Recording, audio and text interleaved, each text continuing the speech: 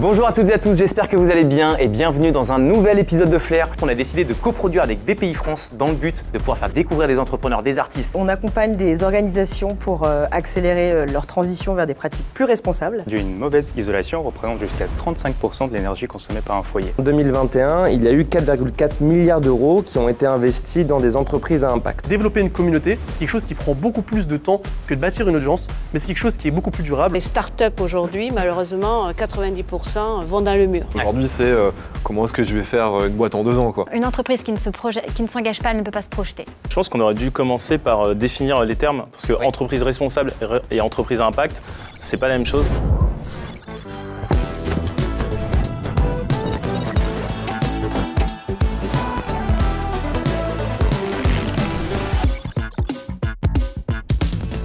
Bonjour à toutes et à tous, j'espère que vous allez bien et bienvenue dans un nouvel épisode de Flair. Je suis très content de vous retrouver aujourd'hui pour ce nouvel épisode pour lequel on va parler des entreprises durables. On a un très beau casting aujourd'hui, de très beaux entrepreneurs. Est-ce que vous êtes prêts?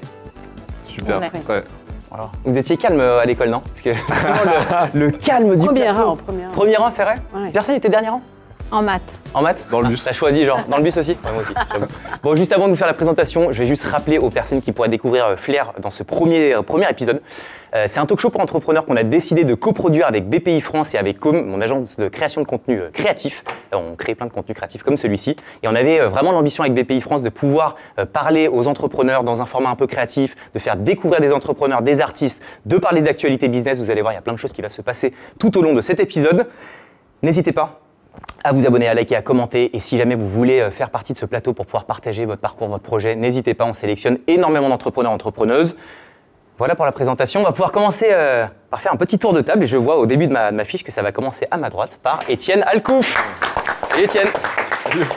Étienne, tu es fondateur de Junto, une agence de marketing digital fondée en 2017 qui aide à développer les entreprises, notamment grâce à des consultants spécialisés dans la génération lead, et l'augmentation des ventes en ligne pour les e-commerçants.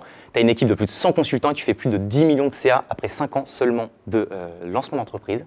C'est bien ça? Tout à fait. Quelles sont les actus, Étienne? Écoute, plein d'actu. L'IA, je dirais. Ok. Beaucoup d'actu autour de l'IA, création de contenu que tu connais également, mais ouais, réussir à faire de plus en plus personnalisé à grande échelle. Tu as commencé à vraiment incorporer l'IA en interne? De plus en plus, ouais. Okay. Ouais. Donc voilà, et je pense que ça, il y a 6 mois, c'était pas top, mais ça commence à vraiment s'améliorer sur les solutions IA. Donc c'est cool, on va voir ce que ça donne. Trop stylé. Ouais, Et bah écoute, hyper content que tu sois avec nous aujourd'hui. Merci pour l'invite. Et bah avec plaisir. Et puis on continue le tour de table avec Cyrielle Ariel. Hello. Hello. J'ai pas le droit de dire d'où tu viens, Cyrielle? Si. Cyrielle était en plein mariage, elle m'a dit Harold, je débarque, je fais 1 heure, je me barre. Elle est partie avec une coupe de champ, elle va revenir avec une coupe de champ. Je te promets. C'était vrai, Evelyna. J'ai vu les photos, je suis témoin. Cyrielle, du coup, tu es journaliste d'impact spécialisé dans le développement durable et la consommation responsable. Tu as été à la tête de l'émission hebdomadaire Objectif Raison d'être sur BFM Business et tu es également conférencière. Tu as plein d'autres projets dans le monde du cinéma. Tu es auteur aussi de livres sur le sens, sur le développement durable et tu m'as dit que tu avais pas mal d'autres choses. Je te pose la question tout de suite de ton actu parce que tu m'as dit que tu allais me partager une info croustillante. Ce sera surtout après dans le déclic, mais effectivement, moi, je suis partie en quête de sens et je me sens un peu comme une messagère de mettre en lumière les personnes qui ont des solutions durables, comme par hasard, qui ont des solutions responsables, en tout cas inspirantes, pour changer le monde. Alors c'est vrai que j'adore les interviewer dans des médias, dans des livres, dans des conférences, et bientôt peut-être faire passer des messages journalistes, artistes au cinéma. Ok, tu places là, il y a quelques petites billes qui me donnent un peu d'infos. Écoutez, hyper content que tu sois avec nous. Encore merci d'avoir quitté. Peut-être que ce sera plus ton ami après, parce que tu es parti du mariage. Non, un grand merci d'être avec nous. On continue le tour de table avec Myriam Maestroni. Salut Myriam. Alors, la liste est longue. Myriam, tu es présidente de la fondation E5T, une plateforme en faveur de la transition énergétique. Tu es spécialiste du mix énergétique, de l'efficacité énergétique et de la transition zéro carbone. Tu as occupé des postes de DG auprès de différentes compagnies. Tu as été start-upper aussi dans une très belle scale-up. Tu as été décoré de l'Ordre du Mérite au titre de ta carrière professionnelle en 2016. Tu as même également été en 2016 sur la distinction du Chevalier de la Légion d'honneur. En 2014, tu as été décerné le trophée d'or pour la femme en or pour l'environnement lors de l'événement du même nom. Et en 2023, tu as été élue comme l'une des 40 femmes les plus influentes de l'année par Forbes. Le parcours est incroyable et j'aurais pu continuer, je crois. On m'avait fait une liste comme ça, mais il n'y avait plus de place. Est-ce que j'oublie quelque chose ou pas? C'est parce que je suis très vieille. Non, bah non. Beaucoup de choses. Parce que tu es talentueuse et que tu as un très beau parcours. Non, j'ai rien oublié? Mon actu, au moins. Alors, dans l'actu, aujourd'hui, on vient de gérer la 12e édition de nos universités 5T. Ce sont des rencontres climat-énergie à La Rochelle, où il y avait plus de 1000 personnes et surtout 100 experts qui m'ont redonné espoir, parce qu'il y a beaucoup de problèmes avec le changement climatique, mais en même temps, il y a beaucoup de gens partout dans les territoires à l'œuvre. Et donc, on aura bientôt des rencontres sur l'économie bleue. On travaille avec Tunis, avec Rome, avec Barcelone. Donc, beaucoup d'actu dans la fondation. On a même sorti un livre que je vous recommande sur les recettes durables. Il y a 50 personnes qui ont été lauréates. Okay. Et voilà, je vous laisse découvrir ce qu'on mangera dans les assiettes du futur en 2050. Donc ça, c'est l'actu fondation. Et côté un peu plus entrepreneurial, j'ai créé 2 startups. Une qui s'appelle 100 leaders pour la planète dans l'éducation, exécutive surtout, et puis une qui s'appelle Disco, pour aider les gens à réduire leur consommation d'énergie et à améliorer l'étiquette énergie de leur logement. On est en plein dedans, c'est un vrai besoin. Donc voilà, entrepreneur un jour, entrepreneur un peu plus longtemps. Et donc, pas mal de choses à faire. Je pars à Rome, pas à mariage, mais à Rome quand je termine l'émission. Je suis venue avec ma valise qui m'attend. C'est vrai ? Eh bien, écoute, merci d'être avec nous. En train, on espère. Bien entendu. On pense, on compte. Tu poses déjà les bails déjà. Ok, écoute, merci beaucoup pour l'actualité, c'est top. Et je continue le tour de table avec Mamadou de Impact Story. Hello. Alors, j'adore. Mamadou Dembélé, influenceur positif de 28 ans. Tu as créé les comptes de The Impact Story, que je pense on connaît tous, avec plus de 500 000 abonnés sur tous les réseaux. Tu as un contenu qui est principalement tourne autour de l'écologie, des histoires inspirantes et des bonnes nouvelles. Et tu as un objectif que je trouve ouf, c'est que 25% de la population prenne conscience de tout ça, parce que c'est le seuil apparemment pour pouvoir vraiment voir les mentalités changer. J'ai vu juste ? Yes, c'est ça. Aussi, à côté, j'ai un podcast où j'interviewe des personnalités à impact. Okay. Et aussi, je suis investisseur à impact. C'est-à-dire que je travaille dans un fonds qui investit dans les startups à impact environnemental et social. Trop bien. C'est quoi le fonds ? Ça s'appelle Afi Ventures. Ok, trop cool. Il y a eu quoi comme boîte dans lesquelles on a investi dans Morpho, qui fait de la reforestation par drone. On a investi dans Colette. On a investi dans Ginkgo, qui aide sur les parcours de soins pour les personnes atteintes de cancer. Ok. Plusieurs thématiques, donc environnement et social. Trop cool. En tout cas, je trouve ça mortel de vraiment essayer de partager du contenu qui va dans le bon sens et de partager des belles histoires. Je trouve ça vraiment top. Très content de t'avoir avec nous aussi aujourd'hui. On va se refaire un petit tour de table. On va parler, avant de lancer les premiers formats, de parler de déclic entrepreneurial. Je pense qu'on a tous autour de cette table une histoire qui a fait qu'à un moment donné, on s'est dit, on veut entreprendre. Encore une fois, ça peut être un déclic un peu d'un moment, d'une situation, ou alors c'est juste je sais pas, le fait de rencontrer des gens ou de manière assez naturelle, passer le pas d'entrepreneur. Je vais commencer avec Cyrielle. Là, je vais faire du ping-pong à fond, à droite à gauche. Cyrielle, partage-nous un petit peu ton déclic. Alors, le déclic, c'est vrai, ça fait à peu près 10 ans que maintenant je suis dans cet univers. Et c'est vrai que je te parlais de journaliste-artiste. Aujourd'hui, les gens, quand je me présente, ils rebondissent. Et en fait, c'est vrai qu'un peu comme les artistes, c'est une psychanalyste qui me l'a dit, qui a lu mon scénario, je vais vous en parler, m'a dit, t'es un peu comme un artiste et tu crées dans la douleur.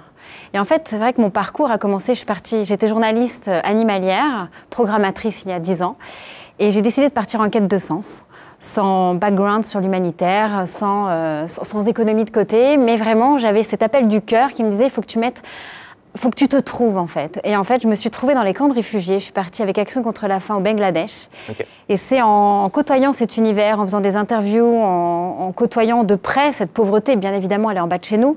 Mais j'ai 27 ans, j'ai envie d'ailleurs. Et je me retrouve, je vois ces réfugiés musulmans.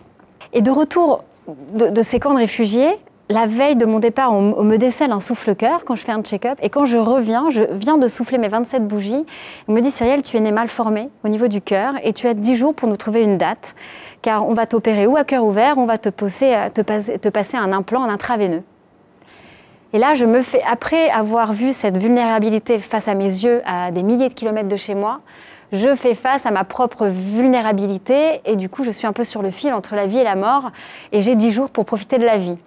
Et en fait, cette douleur abyssale que j'ai ressentie m'a fait un déclic, le premier en fait, en 2014. J'ai cru que c'était le premier et je viens d'affronter le deuxième. Et c'est là que je me suis dit, ok, je viens de côtoyer des gens dans une misère absolue. Je viens de rencontrer des gens, des humanitaires qui essayent d'apporter des solutions, de penser nos mots, enfin leurs mots, MAUX. Je me suis dit, et si je mettais en lumière ces personnes derrière mon micro, humblement, sans avoir un grand média derrière moi. Et j'ai commencé sans business model, avec mon blog et je faisais le cœur en symbole. Et j'ai commencé à le faire avec plein de personnalités, et avec le Dalai Lama, avec Yann Arthus Bertrand. Mais ça miroitait mon cœur qui venait d'être réparé via une prothèse. Et donc c'était le cœur à 2. Eh ben dis donc, bravo. En vrai, ça peut s'applaudir. Je pense que c'est une fin d'émission. Merci à toutes. Non, en vrai, discours extrêmement poignant. Ça va être dur, Étienne, je vais te passer la parole. Ouais, moi, ça franchement, on va aller de l'autre côté avant. Et non, Étienne. Non, allez, Étienne, quel a été ton déclic? Non, moi, le déclic, il est en 2000. En fait, j'y réfléchissais effectivement hier. Je me suis dit, c'est quoi vraiment le déclic? Et en fait, pour moi, c'est un déclic plus. Enfin, c'est un déclic en fait où je travaillais en fait sur un projet. Ouais. On vendait des maillots de foot en ligne en fait, avec un copain. Et en fait, j'avais jamais fait de e-commerce avant et j'avais jamais vraiment vu une entreprise à l'œuvre. Et ce qui s'est passé, c'est qu'on a commencé on avait des offres intéressantes, des prix intéressants et on a installé un PrestaShop à l'époque, je crois que c'était en 2012 ou 2011, et on a installé Google Analytics. On a vu qu'il y avait énormément de trafic sur le site, qu'il y avait des gens qui achetaient. Et j'avais jamais en fait compris qu'il y avait autant de gens sur Terre et que ça bougeait. Voilà, et c'est ça qui m'a donné un peu ce déclic entrepreneurial de me dire en fait, tu peux mettre en place quelque chose, soit un service, un projet, un produit, en parler et vraiment créer une communauté autour, créer une entreprise autour. Et ça, enfin voilà, j'avais jamais, en fait, tant que tu l'as pas vécu, t'as du mal à te rendre compte en fait que c'est possible en fait. Et donc toi, ça, viscéralement, tu l'as senti. C'est ça, exactement. C'est ça. J'ai senti l'énergie de l'humanité. Non, mais moi, c'était un peu la même chose. Donc, ok, écoute, merci beaucoup, Étienne. Matt, toi, ça a été quoi ton déclic? Moi, c'est fait en 2 étapes. Il y a d'abord eu un premier déclic sur la crise environnementale. Donc moi, j'étais en stage dans une grande banque française. Et en fait, de base, moi, j'étais plus sensible aux questions sociales. Parce que je suis né au Mali, j'ai grandi en cité et ensuite sur Paris. Donc c'est plus ça qui m'animait. Et en fait, quand j'étais en stage, un jour, j'arrive devant les grandes tours de la Défense. Et là, je vois une énorme manifestation de Greenpeace qui bloque les tours avec plein de pancartes à la main, moins de banquiers, plus de banquises, donc plein de slogans. Et moi, je me dis, mais qu'est-ce qu'ils font là? Et en fait, ils étaient là pour dénoncer le rôle des banques dans le financement des énergies fossiles. Et du coup, je suis amené à discuter avec une militante qui, justement, m'explique tout ça et qui m'explique aussi le lien qu'il y a entre justice sociale et justice climatique. Et à partir de là, je commence à me renseigner sur la crise environnementale. Et je me dis, si je suis parti pour faire une carrière en finance, je vais plutôt faire de la finance à impact. Donc, je rejoins un fonds qui investit uniquement dans des startups qui ont un impact environnemental et social. Et là, en échangeant un peu à droite à gauche avec des amis, un jour, j'ai une amie il y a une conversation qui m'avait particulièrement marqué. Elle me dit, en fait, face à cette crise, il n'y a pas de solution et personne ne fait rien. Et moi, ça m'avait marqué parce que moi, dans mon quotidien, mon métier, c'est de rencontrer des entrepreneurs qui proposent des solutions et qui agissent justement pour régler ce problème. Et là, je me suis dit, mais en fait, elle le dit, mais beaucoup de gens pensent la même chose. Et c'est vrai que j'ai commencé à mettre en avant des startups sur les réseaux sociaux. Et donc voilà comment ça s'est fait grosso modo. Trop bien. Merci beaucoup pour ton parcours et pour ton déclic. Et du coup, on termine le tour de table. Quel a été, toi, ton déclic? Alors moi, vraiment, je me disais, j'avais démarré dans le pétrole. En Espagne, j'étais directeur général à 24 ans. Ensuite, ce sera le gaz, parce qu'on nous racontait que le 20e siècle, c'était le siècle du pétrole, le 21e, celui du gaz. Donc, j'étais hyper discipliné, bon élève. Et je pars aux Pays-Bas où j'ai beaucoup travaillé à l'international. Et là, on me dit, tu vas aller en France, tu reprends la direction commerciale, après la direction générale de Primagaz, où tu verras, il n'y a pas de problème, on perd des clients. Et moi, j'avais construit 2 boîtes de zéro. Je comptais mes clients, mon premier client, mon deuxième client. J'avais une cloche, je sonnais la cloche quand on avait un nouveau client.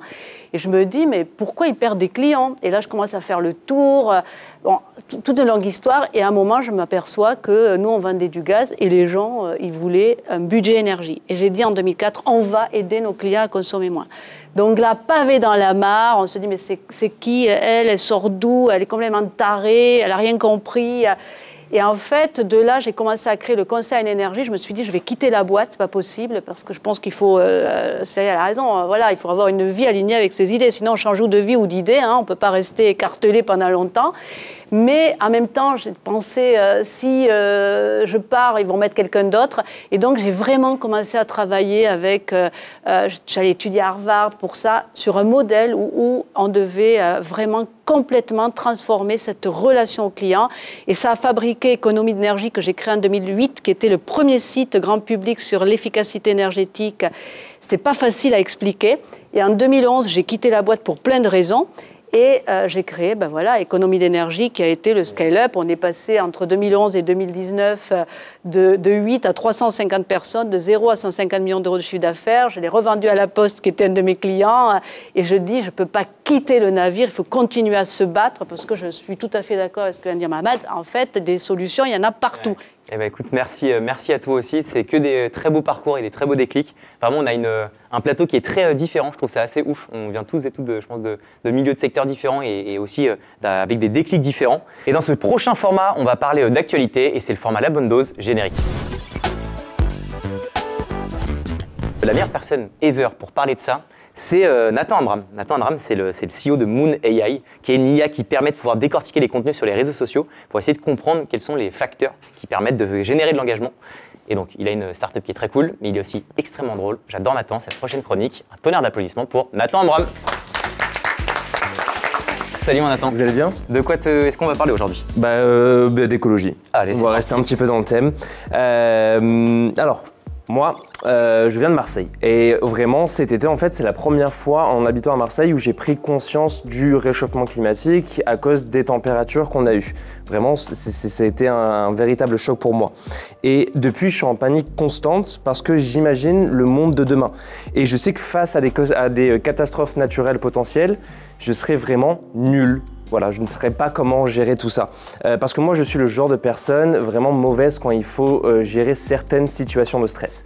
Pour vous donner un exemple, un jour, un ami à moi s'est malheureusement un petit peu coupé le pouce en coupant une pastèque et c'était assez profond, je pense assez profond pour moi pour avoir aperçu un petit bout de son âme.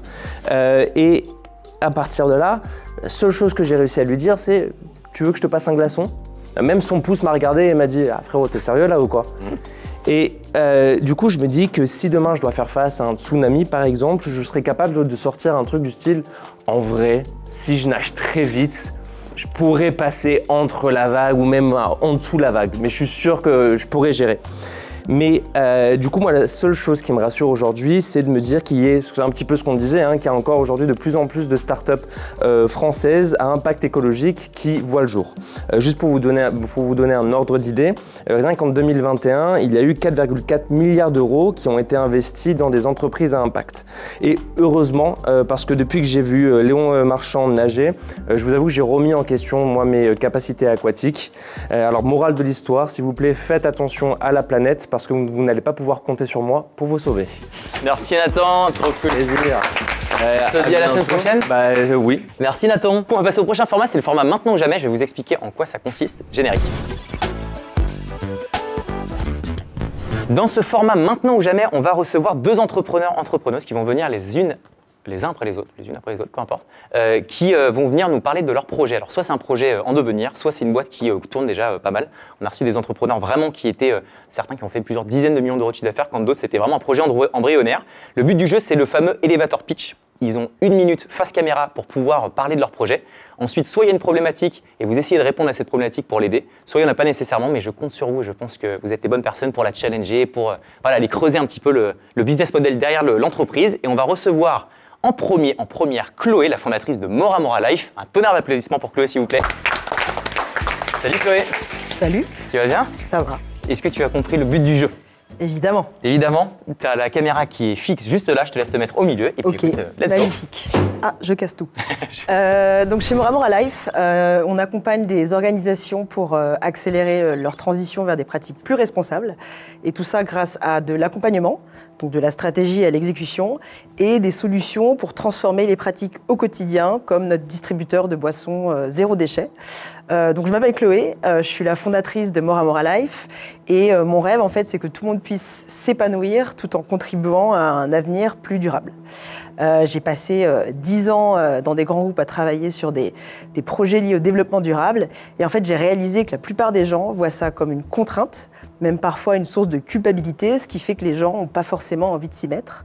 Et souvent on lie développement durable avec environnement alors qu'en fait il y a aussi une dimension économique et sociale. Donc nous, en fait, on aborde tous ces sujets de manière positive, en alliant performance responsable et bien-être, pour que chacun puisse s'épanouir et prendre du plaisir à travailler autrement. Donc n'hésitez pas à nous contacter si vous voulez que votre entreprise soit performante dans la joie et puis la bonne humeur. Trop cool, bravo Chloé. Trop bien. Bravo pour le pitch déjà, c'était trop cool. Chloé, je pense que tu as beaucoup de problématiques, puisque comme tout entrepreneur, oui, non. Alors, j'allais pas en aborder là. Ok. Et tu veux on peut rebondir directement. Les gens peuvent rebondir, mais j'en ai tellement justement que. Moi, je pense qu'on va pouvoir en discuter. Ouais, Ahmad, tu voulais commencer. Avec plaisir. Bravo déjà pour ta boîte, c'est super. En plus, on en a grave besoin. Moi, je me demandais comment tu te différencies par rapport aux autres acteurs qui existent. Alors les autres acteurs, souvent en fait, c'est des cabinets de conseil en RSE, qui est un mot en fait que la plupart des gens comprennent pas forcément. Donc responsabilité sociétale des entreprises. Et la plupart des gens l'abordent soit sous un angle qualité, donc souvent de la contrainte, soit pour certaines personnes, ça va être l'action qu'il faut faire, enfin quelque chose qui est un peu facultatif, nice to have. Et la plupart des entreprises en fait n'ont pas cette approche lié à l'humain, où on est capable de concevoir des expériences en fait, qui font que les gens transforment leurs pratiques vraiment. Et donc du coup, c'est un mix entre du contenu, un peu de l'événementiel, et puis aussi une com qui soit bien sentie pour que ça touche n'importe qui, et qu'on se dise « Ah oui, j'ai compris ce que ça apporte dans mon quotidien ». Parce que souvent, dans ces sujets-là, en fait, c'est très expert, on comprend que dalle. Génial. Ok. Ouais. Moi, j'avais une question. Je suis allée sur ton site et bien évidemment, entre la société à mission, la raison d'être et le Bicorp, c'est un peu... c'est ton sujet. C'est mon sujet, clairement. Ouais. Et j'ai vu que tu l'affichais, que tu accompagnais tes clients, notamment pour la certification Bicorp. Est-ce que c'est une demande que toi, tu leur soumets ou ça vient d'eux? Alors déjà, en fait, nous-mêmes, on est certifiés Bicorp. C'est-à-dire que moi, j'ai vraiment cette idée d'être exemplaire. Et la certification Bicorp, c'est l'une des plus exigeantes au monde. Et donc, nous, on s'est engagés là-dedans parce qu'on y croit. Et en fait, très naturellement, comme il y a vraiment un mouvement hyper positif, on s'est dit, mais on va embarquer aussi ces entreprises. Pareil, pas sous l'angle de la contrainte. C'est de se questionner est-ce que mon business model, en fait, va me permettre de faire en sorte que mon organisation va durer dans le temps. Je suis sensible au discours sur les collaborateurs, parce qu'on sait que recherche de sens, besoin de limiter le churn, on a besoin de fidéliser les collaborateurs. Évidemment, on sait très bien calculer un salaire pour un travail. Comment tu mesures le salaire émotionnel, la contribution qui va s'ajouter au salaire que vont recevoir ces personnes? Alors justement, nous, on vient de lancer une sorte de parcours où on mélange de la formation et de l'expérimentation, où le but du jeu, c'est de sortir des classiques formations, soit en e-learning, qui sont chiantes à mourir, soit une formation one-shot, où on va dans une salle avec un formateur, et d'aller chercher, en fait, les intérêts de chaque collaborateur. C'est-à-dire que le but, c'est de révéler soit les talents des collaborateurs, soit leurs intérêts. Et donc derrière, en fait, concrètement, certains vont lancer des projets. On va leur dire, est-ce que quelqu'un a une idée de tel truc? Ils vont lancer des projets, parce que c'est leur centre d'intérêt. Et donc, typiquement, ça va se mesurer en nombre de projets lancés, d'heures passées aussi sur ces sujets-là. Il y a aussi une notion de créer des petits groupes d'intérêt ou des communautés au sein des entreprises. Donc ça, c'est des indicateurs qu'on peut avoir, mais il faut vraiment aller chercher ce qui plaît aux gens. Mais j'avais une question à te poser, c'est tu commences par quoi pour des entreprises de taille intermédiaire, moyenne? Quel est ton cas d'usage, entre guillemets, principal quand tu arrives? Est-ce que tu ne peux pas directement être Bicorp ou tu peux prendre un peu de temps? Donc, alors, en fait, il faut savoir que donc déjà, on va prendre des typologies extrêmes. Donc, il y a les grands groupes et les plus petits. Les plus petits, soit certains, en fait, parce qu'on a des repreneurs, des gens qui achètent des entreprises, qui se disent « Moi, dans 10 ans, j'ai envie de revendre mon entreprise et j'ai envie de faire un beau projet. Et donc, j'ai envie de formaliser ma démarche de responsabilité sociétale. » Donc, elle, ça va être on démarre, on formalise la stratégie, on met les actions qui vont bien derrière. Et certaines, en tout cas, il y en a certaines, je leur ai donné en tout cas envie finalement de se certifier parce qu'ils ont compris l'intérêt derrière. Et c'est ça qui est cool. Ça veut dire que quelqu'un a envie de se certifier alors qu'il s'en foutait. Moi, je trouve ça magique. Ouais, c'est que tu as fait vraiment ton travail d'éducation et c'est là où on peut te retrouver sur tous les réseaux, j'imagine, LinkedIn, Insta. Peut-être pas tous quand même. Commencer par LinkedIn. LinkedIn, c'est le favori. Après, il y a le site internet et les autres, pas hyper alimentés. Bah écoute, un immense merci Chloé. Merci à vous. Et puis on suit l'aventure de proche. Merci beaucoup. Très belle mission. On va recevoir un deuxième entrepreneur qui va, pareil, nous parler de son projet. Ce deuxième entrepreneur, c'est Alex. Il est architecte d'État et porteur du projet Miscantera. J'ai hâte de l'entendre parler. Messieurs, dames, un tonnerre d'applaudissements pour Alex. Alex, la petite plante gêne. Hein. Tu vas bien? Ça va et toi? Ça va, t'es prêt? Ouais. C'est bon, tu te mets au centre, t'as la caméra qui est juste là, t'as ta maman qui est juste derrière, et let's go, c'est parti. Parfait. Donc bonjour à tous et à toutes. Je m'appelle Alex Babayan et je suis porteur du projet Miscantera. Donc vous avez peut-être déjà davantage pensé à isoler votre habitation pour compenser la hausse des coûts liés à l'électricité et le gaz. Ce serait une super idée car les pertes de chaleur dues à une mauvaise isolation représentent jusqu'à 35% de l'énergie consommée par un foyer. Mais le problème c'est que l'isolant synthétique traditionnel que vous allez prendre à coup sûr, qui représente 90% du marché, ce sont des matériaux cancérigènes, ce qui a un impact considérable sur la santé de votre famille. Donc en tant qu'architecte, ce que je vous demande aujourd'hui, c'est d'imaginer un monde où chaque bâtiment contribue à la protection de notre santé et notre environnement. Ce monde-là, on le crée avec Miscantera. Chez Miscantera, on a développé un processus de fabrication et un isolant thermique révolutionnaire à base d'une plante qui s'appelle le Miscanthus. Quand on la retrouve en grosse quantité dans les régions, au niveau national, mais aussi dans les régions Hauts-de-France. Elle est facile à transformer, mais aussi elle a des capacités isolantes de folie. Et cerise sur le gâteau, elle permet de dépolluer les sols industriels de nos régions. Et bien que les isolants les plus polluants sont les moins chers et les plus énergivores dans la production, les normes d'isolation changent constamment, ce qui nous laisse vraiment une place importante dans le développement du projet. Et c'est très important parce que cultiver l'isolant de demain, c'est semer l'avenir de votre habitat. Bravo Alex, génial. Très bon pitch, très bon projet. Est-ce que tu as une problématique, Alex? En tant qu'architecte, en fait, je réhabilite pas mal de bâtiments en ce moment, parce qu'en fait, c'est vraiment une problématique qui me touche énormément. C'est bien d'isoler, mais de quelle manière on isole? Enfin, ça, c'est quelque chose qui est très important, parce qu'en fait, on cherche toujours la performance énergétique, qui est très importante de nos logements, mais il y a aussi la respiration au sein de notre habitat. Ça, c'est plus un constat, je pense, et effectivement, tu as absolument raison. Au niveau de ta problématique, mais peut-être pas, si tu n'en as pas une nécessairement, c'est pas grave. Bah, c'est plus, voilà, c'est ça. Alors. Nickel, on peut peut-être rebondir. Moi j'adore parce que je crée une boîte qui s'appelle Économie Énergie. On a aidé 1 million de gens à réduire leur consommation d'énergie. On ne répète pas suffisamment que quand on est une maison en G, on dépense 9 fois plus qu'une maison en A. Donc évidemment, pour le climat, c'est formidable. Et c'est vrai, tu as raison, on se retrouve avec la laine de verre des grands-mères. Hein. Et donc, on a vraiment besoin de nouveaux matériaux. Donc ça, c'est super. Et je pense que ton idée sur la qualité de l'air et la santé des ouvriers et des personnes est extrêmement importante. Malheureusement, on est dans un pays et dans l'Union européenne où il y a beaucoup de normes. Donc ma première question, c'est est-ce que le produit a été suffisamment testé et est-ce que tu as des difficultés particulières, ce qui ne m'étonnerait pas, mais sur l'homologation du produit? Est-ce que tu as déjà imaginé avec qui t'allier? Est-ce que tu as imaginé des façons de multiplier ton marché, d'arriver dans des way to market jusqu'à tes clients? Et comment, à la limite, on pourrait t'aider?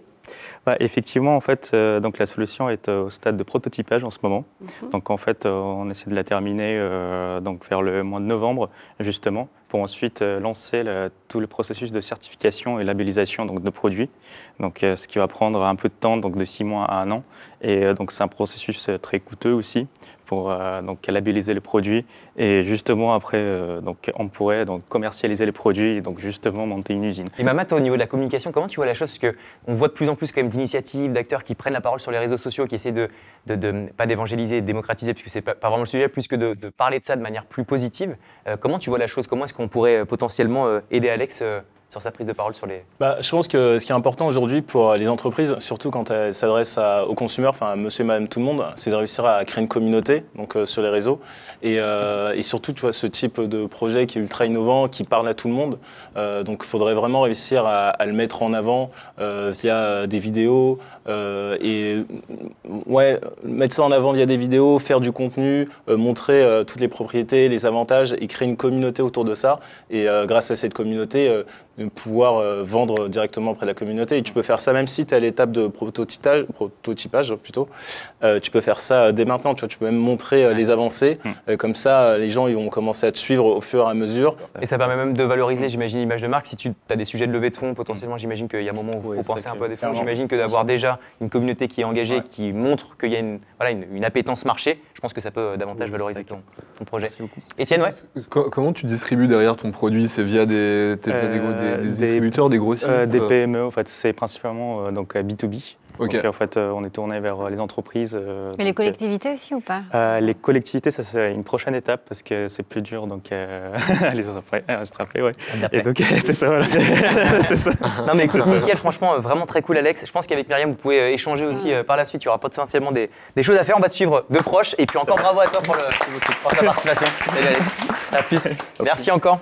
Avant de passer au dernier format qui va être le format débat, on va passer au format coup de pouce, où on va recevoir un entrepreneur qui va nous partager de la valeur sur un sujet, sur une thématique qui va englober toutes les thématiques. Pour le coup, on n'est pas uniquement focus sur la partie entreprise durable. Je vous envoie un petit générique avant et puis je vous annonce l'entrepreneur qui va venir. Générique. Pour ce format coup de pouce, on va recevoir le fondateur de Personal Figures, Silouane Pascal, qui va nous partager, nous expliquer la différence entre créer une audience versus une communauté. Il y a une vraie différence. Je serais très curieux, Mamad, que tu challenges et que tu partages aussi ton point de vue. Il accompagne plus de 1000 entrepreneurs sur tous les sujets de personal branding. Messieurs, dames, Silouane. Salut Silouane, comment vas-tu? Ça va super bien et toi? Ça va nickel, tout beau gosse. Bon, alors du coup, tu vas nous expliquer aujourd'hui la différence entre créer une audience versus une communauté, c'est ça? Exactement. Tu te mets au milieu, la caméra juste là et c'est à toi. Parfait. Alors effectivement, aujourd'hui, je voulais vous expliquer la différence entre bâtir une audience et une communauté, mais avant ça, vraiment définir ces deux termes.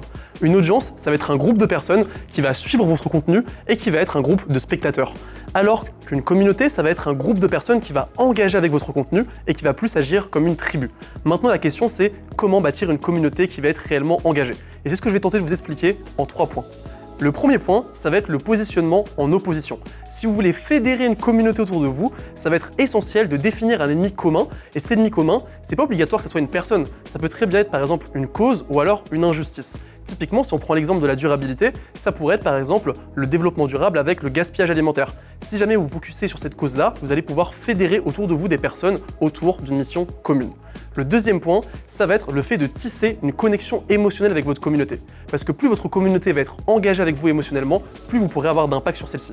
Et un très bon levier pour pouvoir le faire et pour pouvoir transmettre des émotions, ça va être d'utiliser le pouvoir du storytelling. Et enfin, le troisième point, ça va être de créer du contenu qui va être identifiable et de faire de vous, de votre projet, réellement une brand. Pour ça, il y a une citation que j'aime beaucoup qui explique qu'en réalité, si votre produit n'est pas une marque, c'est une simple marchandise qui est interchangeable. Donc il va falloir faire en sorte que sur le marché, votre contenu ou que votre projet soit directement identifiable en créant un univers autour qui va être bien distinct. Pour conclure, ce que j'ai envie de vous partager, c'est que développer une communauté, c'est quelque chose qui prend beaucoup plus de temps que de bâtir une audience, mais c'est quelque chose qui est beaucoup plus durable et que plutôt que d'être focus uniquement sur le nombre de vues que vous faites, soyez plutôt focus sur la qualité des vues que vous faites et sur l'impact de celles-ci. Voici Silouane, masterisé. Tu maîtrises un tout petit peu le sujet, j'ai l'impression quand même. Bah écoute, mille merci. Franchement, on peut te retrouver sur tous les réseaux, notamment sur YouTube, la chaîne que j'adore. Silouane Pascal, merci beaucoup. On peut l'applaudir, c'était vraiment top. Merci beaucoup. On peut le retrouver sur Instagram, TikTok, LinkedIn. Pas encore LinkedIn, Silouane, mais bientôt. Potentiellement YouTube, etc. On va passer au dernier format. J'espère qu'il vous reste encore un petit peu d'énergie. C'est le format le plus important, ça va être le format du débat. J'envoie un petit générique et puis je vous annonce la thématique du jour. C'est parti, générique. Dans ce dernier format, le format Flair Play, ça va être le débat du jour. Et aujourd'hui, le débat, la thématique, parce que je pense qu'on va tous être raccord sur la réponse à cette question, mais j'aimerais vous poser la question, est-ce que selon vous, les entrepreneurs sont-ils tous et toutes responsables ou non? Je pense que tout le monde ne l'est pas, mais je suis assez preneur d'avoir vos retours, vos échanges, de voir la dynamique, si selon vous il y a une évolution ou pas, quelle est la place du greenwashing aussi, parce qu'on voit de plus en plus d'entrepreneurs de communication qui, pour mieux recruter, pour mieux vendre, aura tendance à communiquer d'une certaine manière qui ne sera pas forcément la réalité de l'entreprise. Je vous balance tout ça, je vous laisse choper l'information et puis on commence le débat comme ça. Qui veut prendre la main? Let's go. Je pense que quand on regarde les statistiques sur les startups aujourd'hui, malheureusement, 90% vont dans le mur. Donc, un des enjeux de responsabilité, c'est chercher des clients ou chercher de l'argent. Et moi, j'ai envie de dire que la première des choses à faire, c'est chercher des clients. L'argent viendra. Donc là-dessus, il y a un point où c'est pas inutile de chercher de l'argent, mais il y a un point de responsabilité qui n'est pas d'ailleurs de la seule responsabilité des entrepreneurs. On a eu un discours ambiant sur des valos complètement délirantes, beaucoup venant de l'autre côté de l'Atlantique. Donc là, voilà, c'est un point de débat sur une question particulière de responsabilité. Le chiffre d'affaires, le cash, voilà, gérer son argent, parce que ce n'est pas que du cash burn, et cette idée de plutôt se distinguer par des levées de fonds. Voilà, j'ai envie de réagir comme ça sur la question de la responsabilité. Non, je suis entièrement d'accord, parce qu'en fait, je pense qu'il faut revoir la vision entrepreneuriale en France. Comme tu l'as dit, en fait, pendant longtemps, on parlait que des levées de fonds, et donc tout le monde pense que pour faire une start-up qui réussit, c'est qu'il faut lever des millions, et du coup, on n'a que cette vision de l'entrepreneuriat, alors qu'au final, il y a d'autres modèles, un modèle d'agence, il y a un modèle on dit bootstrap, donc c'est-à-dire que tu commences sans lever de fonds, et ça, c'est des modèles qui fonctionnent très très bien, qui sont beaucoup plus résilients et qui sont beaucoup plus terre à terre.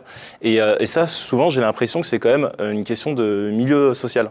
Ouais. C'est-à-dire que dans les grandes écoles de commerce, ils vont absolument chercher à lever des fonds, alors que dans d'autres milieux plus ruraux ou en banlieue, en fait, comme ils savent que statistiquement, ils n'ont pas de levée de fonds, ils vont tout de suite aller sur de la résilience et de la rentabilité. Et donc, je pense que cette vision entrepreneuriale, elle est essentielle, et c'est important de redire que, en fait, le but d'une boîte, c'est d'être rentable, en fait. Ouais. Parce que la plupart des startups, 90% des startups, cool. C'est 80% après 5 ans. C'est 80, oui. Ce qui est énormissime. C'est énorme, oui. Mais en revenant sur, que ce soit bootstrap ou levée de fonds, entreprendre, et on va parler plutôt du lancement d'une entreprise, donc avec ce niveau de taux d'échec qui est quand même assez énorme, sans forcément avoir à prendre en compte la RSE, l'environnement. Est-ce que selon vous, c'est un critère qu'on doit incorporer dès le début d'un lancement de boîte, et est-ce que c'est pas complexe si on se parle vrai? Il y a déjà tellement de complexité à trouver des clients, puis de l'argent, un modèle économique, garder ses équipes. Est-ce que de se rajouter une couche sur la RSE, est-ce qu'il n'y a pas aussi une question de timing, de plateau qui permettent de pouvoir considérer ce sujet ou pas? Pour moi, pas du tout. Il n'y a pas de boîte s'il n'y a pas de RSE. Parce qu'aujourd'hui, une boîte doit être utile. Pour trouver des clients, il faut que ce soit utile. Est-ce qu'on va être utile en refaisant ce qu'on a fait pendant 200 ans? Non. Donc les nouveaux business models, par essence, par définition, par ADN, doivent être utiles, donc durables et donc intégrer de la RSE. Ça ne s'appellera pas de la RSE, mais à partir du moment où c'est utile pour demain, pour aujourd'hui et pour demain, voilà, il y a de l'impact. Et donc, je me demande même comment on peut se poser la question aujourd'hui. Il n'y a pas de boîte si ce n'est pas durable, s'il n'y a pas de RSE. Voilà, point. C'est un peu à la date. Je pense que dès le début, c'est plutôt sur la partie collaborateur, en fait. La diversité de l'équipe, par exemple, ou des aspects de ce genre. Avant, moi, quand j'ai démarré, je n'étais pas du tout sensible à ça, mais finalement, c'est ça qui fait aussi la force d'une boîte et d'une équipe. Et donc, je pense que ça, tu peux l'incorporer dès le début pour aller même chercher des clients, etc. T'écoutais pas Greta Thunberg, ça? Non, mais t'as vu Glasgow, c'est pour ça. C'est beau de se rendre compte que de par les collaborateurs que tu as fait rentrer, ils t'ont aussi fait évoluer. Non, parce que sinon, après, tu n'as que les mêmes types de personnes. Ouais. Et en fait, tu as une certaine vision de ta boîte, mais qui n'est pas celle. Ouais. Et surtout sur les plus jeunes, la Gen Z, la Gen Alpha, qui sont. Qui considèrent ça plus que même un salaire ou autre. Mais après, Vas-y, je t'en prie. Mais après, je suis d'accord que en fait, la vision globale de l'entrepreneuriat, c'est aussi quand on voit des boîtes de nos parents, c'est des boîtes qui revendaient ou qui repassaient, des boîtes familiales. Aujourd'hui, c'est comment est-ce que je vais faire une boîte en 2 ans, quoi. Et donc, je pense, c'est ça, c'est comment je fais un exit l'année prochaine. Donc, je pense qu'il y a aussi un peu ce truc-là de se dire, en fait, faut se détendre aussi, c'est des cycles un peu plus longs et on n'est pas tous obligés d'aller cash out à à des millions, quoi. Je pense mais c'est pas que ça. Exactement. Mais Ça y est, juste Moi- pour rebondir. Non, vas-y. Allez, Cyril, vas-y, ouais. Je rebondis sur Myriam. Ok. Parce que je pense que je suis un peu biaisée. Ça fait à peu près 8 ans que j'interviewe des entrepreneurs à impact. J'ai rencontré le père de l'entrepreneuriat social, prix Nobel de la paix 2006, Yana Bertrand Younous, le professeur Mohamed Younous, qui est venu, qui était aussi l'un des parrains de Paris 2024, l'un des ambassadeurs. Et ça fait 8 ans, j'ai commencé avec Make Sense. Et après, à travers les médias, j'ai fait que ça, que ce soit sur les Europe 1, BFM Business et ça. Je n'ai fait que depuis des années, 8 ans, interviewer des centaines, pour pas dire des milliers, des entrepreneurs sociaux. Beaucoup venaient de milieux modestes et ils sont là justement pour parler d'inclusion. Donc ils sont à fond sur le S, pas forcément sur le E. Et c'est native, ils sont social, on dit digital native là, et c'était vraiment social native ou green native. Et ça, j'en ai vu énormément. Donc j'ai complètement le regard biaisé. Pour moi, ce sont tous des militants, on en parlait, tous des passionnés, que ce soit pour l'inclusion, le handicap, chacun ses histoires personnelles incroyables, les cafés joyeux. C'est que des personnes c'est incroyable, tous les business models avec des grandes entreprises, avec Nespresso, les cafés joyeux. Ça fait des business, des collaborations incroyables pour pousser ces enjeux-là à travers des grandes multinationales, Nespresso même devenu B Corp. Et donc ça, je trouve ça incroyable. Et je pense qu'aujourd'hui, se lancer dans l'entrepreneuriat sans parler de S ou de E, mais quand on parle quand même avant tout de responsabilité. Et je pense que c'est ça où il faut mettre le curseur, on a une responsabilité, donc je rejoins Myriam. Après, peu importe, on veut mettre le curseur sur le S ou sur le E, mais je pense qu'aujourd'hui, on ne peut plus lancer une boîte. Et ce que je disais dans mon 3e livre, avec Sylvain Raymond, on ne peut pas, une entreprise qui ne s'engage pas, elle ne peut pas se projeter. Et c'est pareil, je pense, pour les entrepreneurs. Et comment est-ce qu'on peut éviter pour autant le greenwashing? Parce que c'est là où la limite est toujours un peu grise. Ouais, vas-y. Justement, je pense qu'on aurait dû commencer par définir les termes, parce que entreprise responsable et entreprise à impact, c'est pas la même chose. Social. Et justement, ça permet de faire attention au greenwashing. Et une entreprise responsable, c'est une entreprise dont les externalités vont avoir une répercussion sur sa chaîne de valeur. Alors qu'une entreprise à impact, c'est une entreprise dont les externalités résultent de l'activité même de l'entreprise. Donc pour être très concret, une entreprise comme Too Good To Go, de par son activité, elle va avoir un impact parce que du coup, elle va permettre de réduire le gaspillage alimentaire. Alors qu'une entreprise, je sais pas, du CAC 40, une entreprise qui vend du café, en fait, vendre du café, c'est pas une activité à impact. En revanche, elle peut être responsable en faisant attention à toute sa chaîne de valeur, ses fournisseurs, avec etc. Avec la juste rémunération des agriculteurs, etc. C'est possible, effectivement. Mais du coup, voilà, je pense que déjà, quand on définit les termes, ça permet de voir qu'est-ce qui se rapproche du greenwashing ou pas. Donc, voilà. Ok, hyper intéressant, tu as raison, il fallait bien le redéfinir parce que c'est pas effectivement exactement la même chose. Ouais. Je voudrais rajouter un aspect sur la responsabilité d'un entrepreneur, sur ses collaborateurs. Moi, j'ai eu la chance de diriger beaucoup de gens dans ma vie. Si je fais le compte, c'est plus de 2000. Et en fait, on ne se rend pas compte de la pression qu'on a quand on a des collaborateurs, la chance d'avoir des collaborateurs, des salariés, le besoin d'exemplarité pour se former, pour rester à jour, parce que tout va très très vite, et pour aussi leur donner une chance de réfléchir à leur vie, de créer une famille, d'enlever tous ces points d'éco-anxiété dont on parle tant aujourd'hui, pour leur donner envie, les embarquer. Et ça demande une grande discipline et qui n'est pas native. Hein. Malheureusement, on a des grands coups, il y a des moments où ça ne va pas super bien, quoi. On a beau faire des efforts. Ce leadership, on le doit aux salariés et ça s'entretient, on doit travailler dessus, on n'est pas courageux tous les jours et voilà, on n'est pas de bonne humeur tous les jours. Et donc, son contrôle émotionnel, développer son intelligence émotionnelle, développer des relations win-win, vraiment jouer sur 1 + 1 = 3, essayer vraiment de nourrir son leadership, on le doit aux salariés.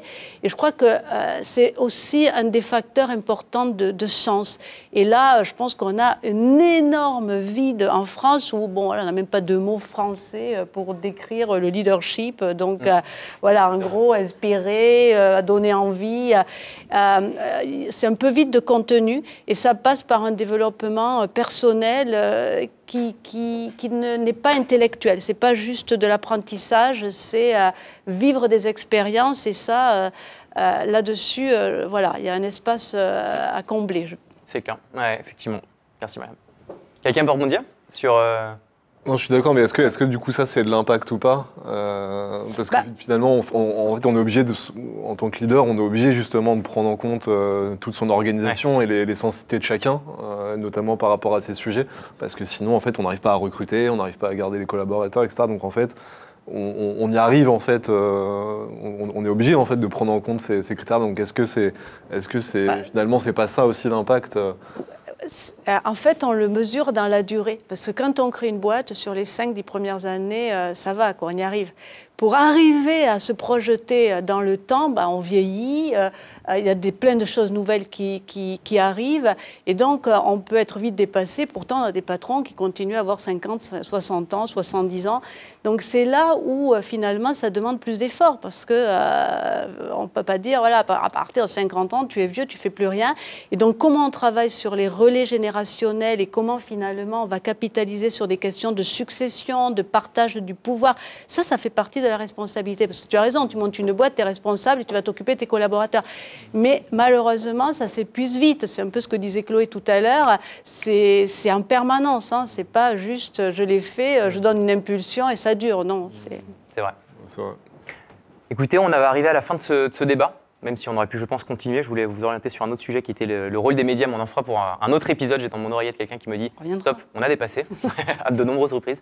J'ai été hyper content de vous recevoir aujourd'hui avec moi autour de ce plateau. Merci à toi. On a, avec grand plaisir, on a reçu des entrepreneurs qu'on a fait découvrir aussi. On va terminer cet épisode avec une petite note musicale, parce qu'avec BPI France, on s'était dit, entre BPI France et Com, qu'on voulait aussi mettre en avant des artistes en devenir. Et donc du coup, on va terminer sur une petite note musicale, mais encore un grand merci à vous d'avoir été là. Je pense qu'on peut s'applaudir sur cette fin d'épisode. Et puis écoutez, on se retrouve pour un prochain épisode très bientôt. Un grand merci. Salut!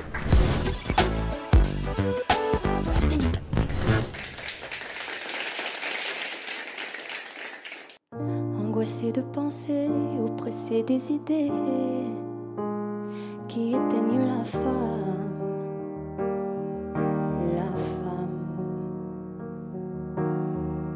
Aux abonnés absents, j'ai répondu présente quand j'avais plus la flamme.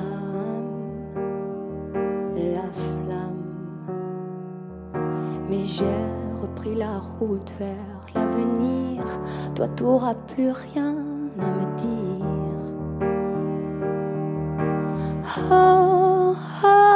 Oh, et je sais, tout est dans la tête, faut que j'écoute mon corps.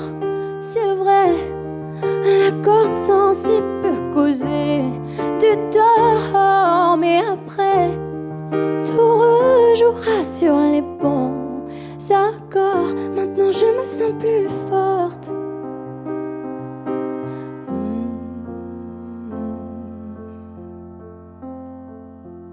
Je revois en couleur, près du cœur, loin des pleurs. Ah oui, c'est ça, d'être soi.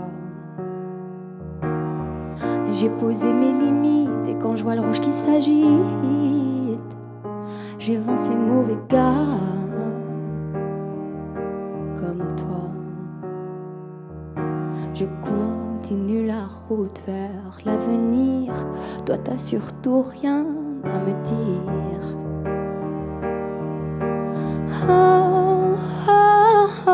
Et je sais, tout est dans la tête, faut que j'écoute mon corps.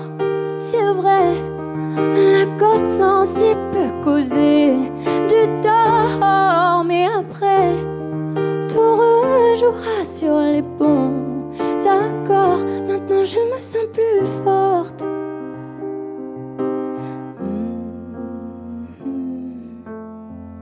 Je veux plus de l'âme dans le cœur, moi j'en ai des valeurs. Je veux retrouver mon âme,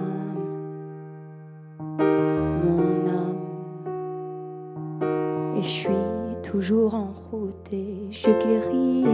J'ai tout fait pour sauver ma vie.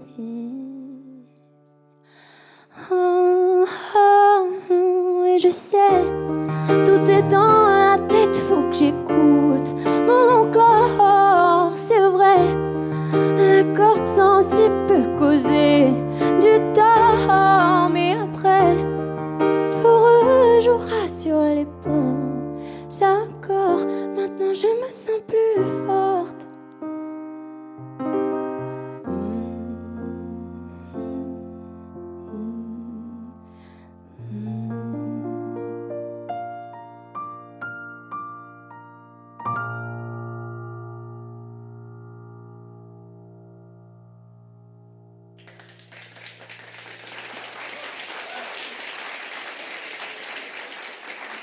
Merci beaucoup.